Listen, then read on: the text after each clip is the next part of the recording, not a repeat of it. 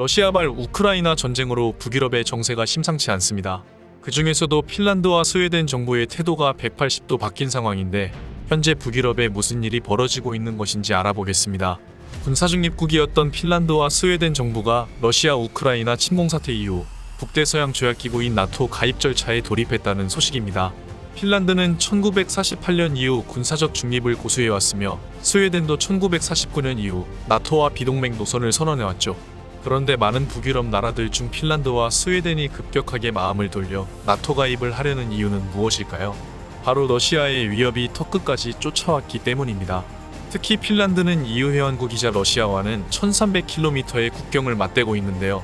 스웨덴도 올해 2월 러시아가 우크라이나를 침공하며 나토 가입 여론이 급격히 찬성 쪽으로 기울어진 것으로 알려졌습니다.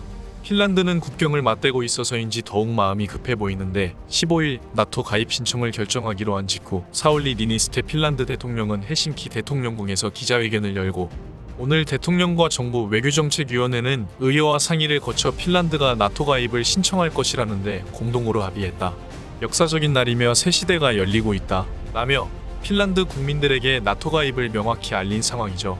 핀란드 의회의 의원들은 대다수가 나토 가입에 찬성하는 입장으로 알려졌으며 의회 승인 절차를 마치면 벨기에 브뤼셀의 나토 본부에 공식 가입 신청서를 낼 것으로 보입니다. 스웨덴의 집권당도 나토 가입을 지지하기로 밝혔으며 빠르면 16일 나토 가입 신청서를 제출할 것으로 알려졌는데요. 러시아발 우크라이나 전쟁이 북유럽의 군사정세까지 바꿔놓고 있는 상황입니다.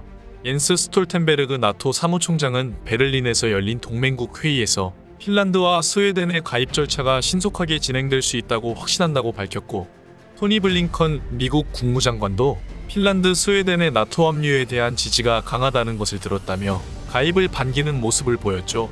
그런데 핀란드와 스웨덴이 나토에 가입을 할 수 없을 거라는 주장이 나왔습니다. 누군가 이들의 나토 가입을 크게 반대하고 방해할 거라는 얘기인데 러시아의 푸틴이 아닙니다. 바로 터키입니다.